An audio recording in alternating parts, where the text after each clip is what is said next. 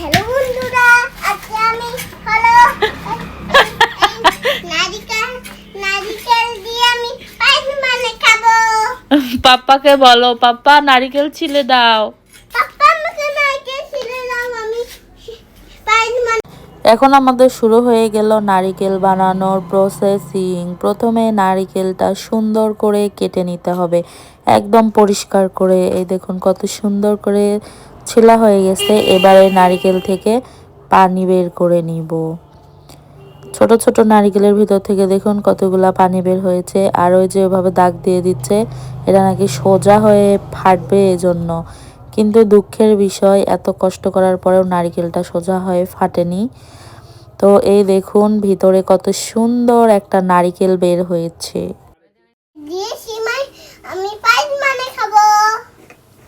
বলো।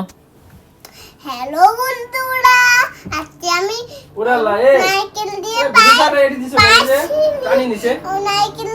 পায়েস বানিয়ে খাবো। নারকেল কোড়ানোর আগে আমি দাঁত দিয়ে এইভাবে আগে নারকেলটা খেয়ে নেই, এটাতে অনেক মজা লাগে। তারপরে যখন আমাদের নারকেল কোড়ানো ছিল না, হুট করে আপনাদের ভাইয়া গিয়ে যে কোড়নিটা নিয়ে আসছে, কিন্তু বটি ছাড়া আমি পারি না। এখন আমরা নারকেলের নাড়ু বানানোর কাজ শুরু করে দিয়েছি। প্রথমেই চিনির মধ্যে একটু পানি দিয়ে ওইটা ফুটিয়ে নিয়েছি।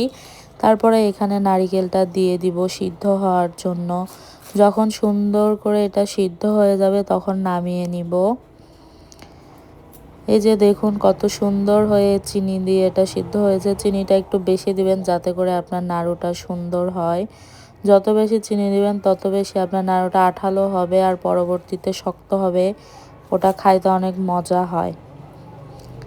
হ্যালো বন্ধুরা, আমি নারকেল দিয়ে আমি এখন নাড়ু বানানো শুরু করছি। সবাই দেখুন, লাইক করে শেয়ার করবেন, কমেন্ট করবেন।